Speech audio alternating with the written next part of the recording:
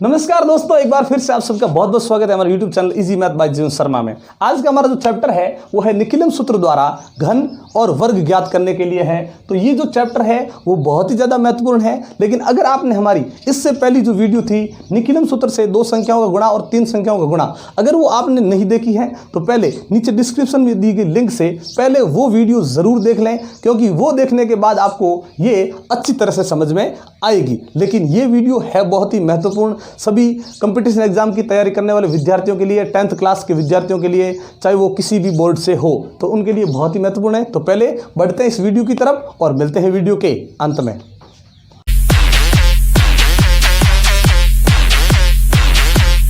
चलिए बढ़ते हैं। पहले जैसे हमें बोल दिया कि भाई 62 का वर्ग ज्ञात करो, तो 62 का मतलब ये 62 इंटू 62, वर्ग का मतलब 2 बार हो गया। अब निकिलम सूत्र द्वारा वर्ग करना है, तो करना कैसे है कि ये जो वर्ग है वो गुणा बन चुका है, और गुणा हमने कैसे किया था वो हमने इससे पहली वीडियो में आपको बता दिया है, जिसकी लिंक नीचे डिस्क्रिप्शन में आपको दी गई है। चलिए बढ़ते हैं। सबसे पहले क्या करना है, इसके नज़दीक 0 वाली संख्या ढूंढनी है, और वो हमें मिल चुकी है क्या, 60। और 60 आधार नहीं, क्या है, उपाधार है। तो उपाधार कितना हो गया, 60। 60 के लिए आधार कौन होगा, 10। आधार कौन होगा भाई, इसके लिए 10 होगा, और एक लेंगे उपाधार अंक। तो उपाधार अंक कौन सा, उपाधार के अंदर जो आगे लिखा हुआ है यही उपाधार का अंक है, याद रखें। चलिए तो वर्ग करते हैं। कैसे करना है, सबसे पहले वही काम, संख्याएं अलग करनी है और फिर उनमें विचलन अलग करना है। ध्यान से समझिएगा इसको। संख्याएं कौन कौन सी है, वही 62।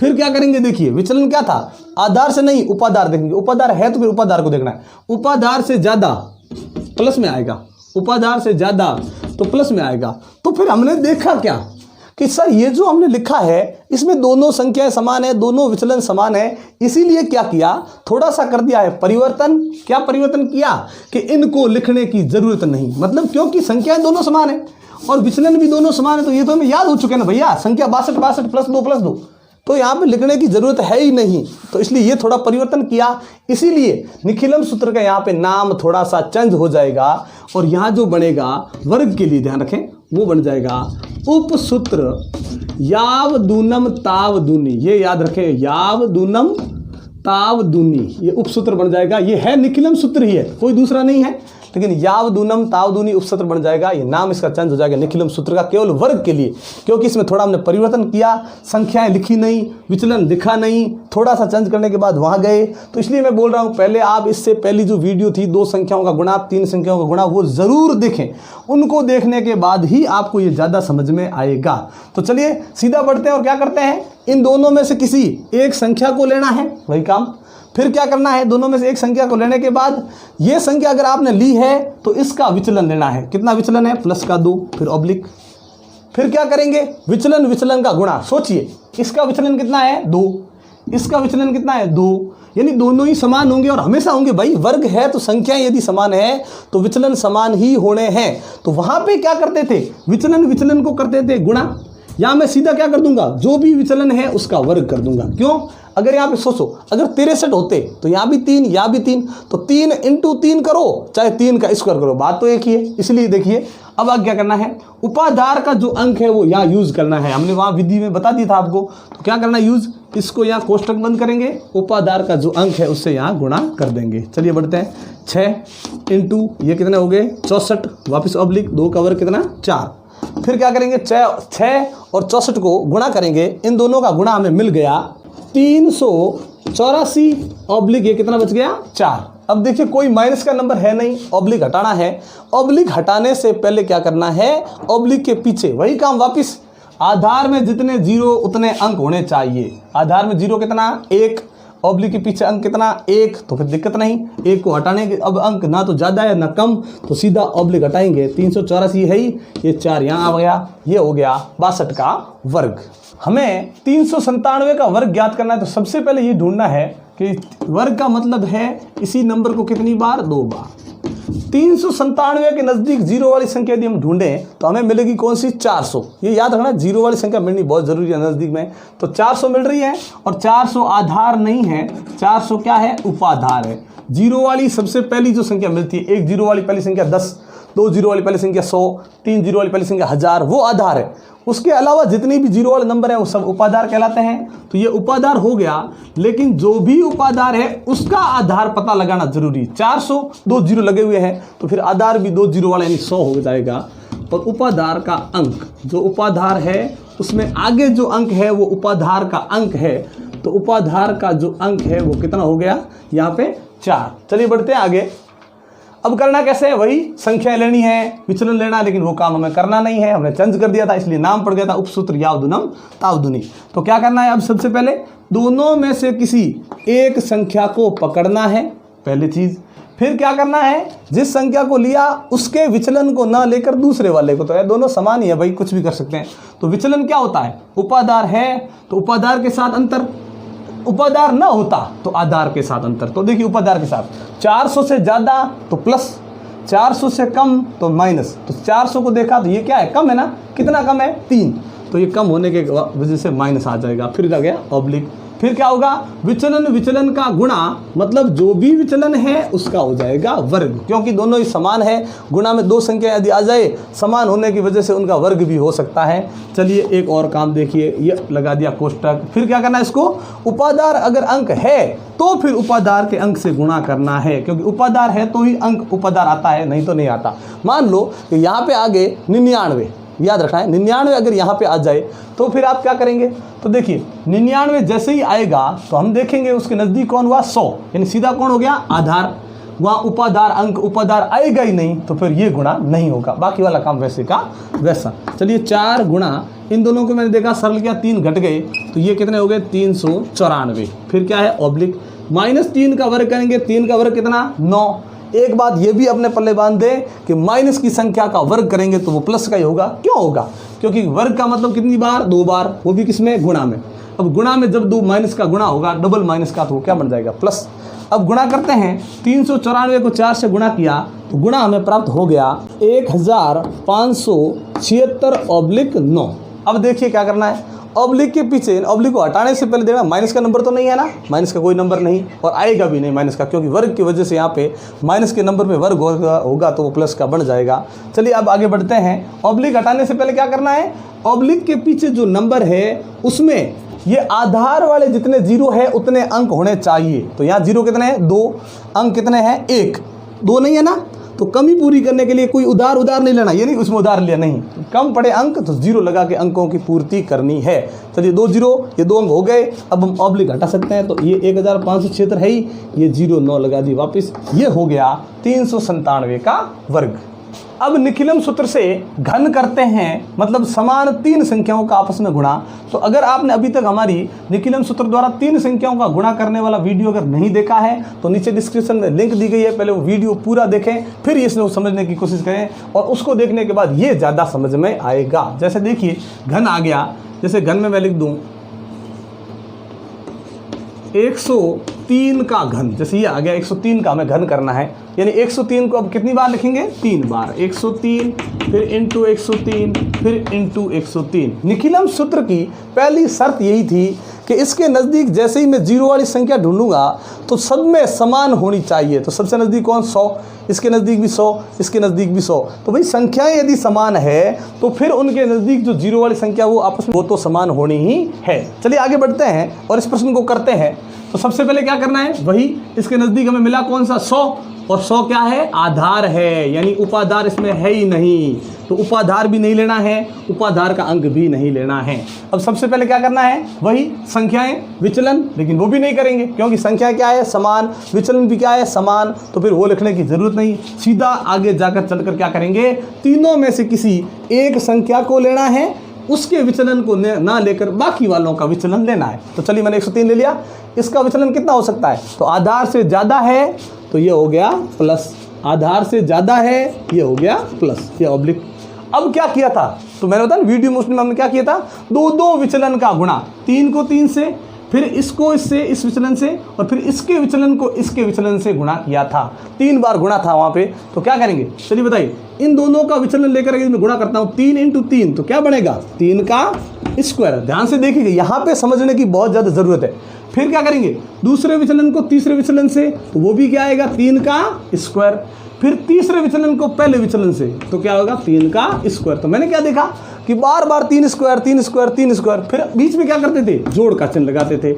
इसको भी मैं आपको सरल रूप में लिखना सिखा रहा हूँ। यानी ये तय हो गया कि जब भी इस प्रकार से घन आएगा, हम दो दो विचलनों का गुणा करेंगे, तो वो जो गुणा होने के बाद जो वर्ग बनेगा वो सेम टू सेम वर्ग कितनी बार आएगा, 3 बार, और वो भी किसमें, जोड़ में। जब कभी इस प्रकार से एक ही नंबर बार बार आता है जोड़ में, तो आपको क्या करना है, जोड़ को हटाकर उस नंबर को केवल एक बार लिखना है। लिख दिया एक बार, स्क्वायर स्क्वायर स्क्वायर एक बार लिखा। फिर सोचना है कि ये कितनी बार था, कितनी बार था, 1 2 3 बार था ना, तो हमेशा उसे 3 से गुणा कर देंगे। अगर आप इस पर लिख के जोड़ करते तो भी ये समान होता, लेकिन यहाँ पे देखा वर्ग वर्ग वर्ग, बीच में जोड़ है। जोड़ में जब सभी नंबर एक समान हो तो उसे एक बार लिखें, और फिर जोड़ में वो कितनी बार आया उससे उसे गुणा कर दें। ये नहीं है कि ये 3 है तो ही 3 है, नहीं, यहाँ 4 होता तो भी यहाँ 3 से गुणा करते, यहाँ 5 होता तो भी 3 से गुणा ही करते। चलिए हो गया। फिर वापस क्या लगाएंगे, ऑब्लिक। अब क्या करना है, तीनों विचलनों का गुणा, 3 × 3 × 3, तो क्या बन जाएगा, 3 का क्यूब। तो ये भी शॉर्ट तरीका हो गया इसे लिखने का। चलिए आगे बढ़ते हैं। यहाँ उपाधार का कोई अंक नहीं है तो और एक्स्ट्रा में काम कुछ भी नहीं करना है। चलिए 103, ये 3 कितने हो गए, 109। यहाँ पे करते हैं 3 × ये 3 का वर्ग कितना हो गया, 9, 3 का क्यूब कितना होता है, 27। चलिए ये वापस 109, इन दोनों गुणा कर दिया 27, इन दोनों में ये किया हुआ है 27। अब चलिए ऑब्लिक हटाने का काम। ऑब्लिक हटाने से पहले याद रखें, ऑब्लिक हटाने से पहले ये देख लें कि ये आगे है, इसमें कितने भी नंबर है चलेगा, लेकिन यहाँ पे जो है वो आधार में जितने जीरो है उतने ही नंबर होने चाहिए। 100 2 0 सीधा ऑब्लिक हट जाएगा। 109 27 27, ये हो गया इसका घन। तो 298 का घन करते हैं। सबसे पहले वही इसके नज़दीक जीरो वाली संख्या, 298 के सबसे ज़्यादा नज़दीक कौन है, 300। तो 300 क्या है, उपाधार, आधार नहीं है, तो 300 क्या है, उपाधार है। तो फिर उसका आधार कौन हो सकता है 300 का, तो 100 होगा। और उपाधार है तो फिर उपाधार का अंक भी लिखना पड़ेगा। उपाधार का अंक यहाँ कितना हो गया, ये हो गया 3। चलिए आगे बढ़ते हैं। वही संख्याएं अलग, विचलन अलग, लेकिन लिखेंगे नहीं क्योंकि सबका समान है। तो सबसे पहले सीधा बढ़ते हैं। 3 संख्या है, ध्यान रखिए ये संख्या एक नहीं है, क्यूब है ना, मतलब कितनी बार है, 3 बार। तो 3 में से किसी एक को लिखेंगे। मैंने लिख दी जैसे 298। फिर क्या करेंगे कि ये 298 एक बार तो लिख दिया, लेकिन ये 2 बार और है ना, उसका विचलन लेना है। विचलन कितना होगा 298 का, तो उपाधार देख के बताएंगे। आधार है लेकिन उपाधार जब हो तो उपाधार के साथ ही देखेंगे। तो 300 से ज़्यादा या 300 से कम, सर ये 300 से कम है, कितना कम है, 2। जैसे ही कम होगा वो माइनस का आएगा, तो माइनस का 2। फिर और 298 है ना, उसका भी -2, ये ऑब्लिक। फिर क्या करते थे, फिर करते थे विचलन का गुणा, लेकिन केवल 2 विचलन का गुणा, पहले संख्या और दूसरी संख्या के विचलन का गुणा, फिर दूसरी और तीसरी संख्या के विचलन का गुणा, फिर तीसरी और पहली संख्या के विचलन का गुणा। तो विचलन कितना है, -2, तो -2 गुणा होगा, क्या बन जाएगा, वर्ग। बताइए ये गुणा कितनी बार होगा, 3 बार, इसलिए इसे 3 से गुणा कर देंगे। 3 बार लिखा जाएगा जोड़ में, हमने इससे पहले वीडियो में किया था, तो 3 बार लिखा जाएगा, तो इसलिए 3 से गुणा कर दिया। फिर क्या लगा देते हैं, ऑब्लिक। फिर क्या करना है, अंत में सभी विचलन का गुणा करेंगे। विचलन कितना है, -2, कितनी बार गुणा होगा, 3 बार, तो समान होने की वजह से क्यूब लग जाएगा। लेकिन अब देखिए यहाँ उपाधार है और उपाधार का अंक भी है, इसलिए इसमें थोड़ा सा अतिरिक्त कार्य करना पड़ेगा। इससे जो मैंने पहले प्रश्न किया था ना अभी 103 वाला, उसमें हमने कोई एक्स्ट्रा काम नहीं किया था, ये था, इससे ज़्यादा कुछ नहीं। लेकिन अब देखिए यहाँ पे एक्स्ट्रा काम करना पड़ेगा, तो क्या करेंगे, उपाधार को लाएंगे, उपाधार अंक को, सॉरी, या अंत वाले में कुछ भी नहीं। यहाँ पे क्या करना है, उपाधार का जो भी अंक है, 3 है चाहे 2 है चाहे 4 है, उससे यहाँ गुणा करेंगे और आगे इसे कोष्टक में बंद कर उपाधार अंक के वर्ग से गुणा करेंगे। ये मैंने जो वीडियो है या इससे पहले जो वीडियो लेकर आए उसमें सारी बातें हम आपको बता चुके हैं। तो मैं आपको यही कह रहा हूँ बार बार कि उस वीडियो को आप पहले ज़रूर देख लें। चलिए 3 का वर्ग कितना है, 9, फिर गुणा। यहाँ पे हमने सरल किया, ये कितने हो गए, 294, -2 2 बार घट गए तो 294 हो गए। फिर ऑब्लिक, फिर 3 को 3 से गुणा कर दिया, ये 9। यहाँ वर्ग किया, कितने हो गए, 4। माइनस की संख्या का वर्ग करेंगे, वो भी प्लस का ही होगा। फिर देखिए -2 है, उसका क्यूब करेंगे तो ये हो जाएगा कितना, -8, क्योंकि क्यूब यानी कितनी बार लिखा जाएगा, 3 बार। तो ये माइनस जो है वो भी कितनी बार आएगा, 3 बार। तो फिर माइनस गुणा हो गया तो वो प्लस बन गया, एक सिंगल माइनस बचने की वजह से माइनस आ गया, और 2 का क्यूब है वो 8 होता है। चलिए इसको आगे सरल करते हैं।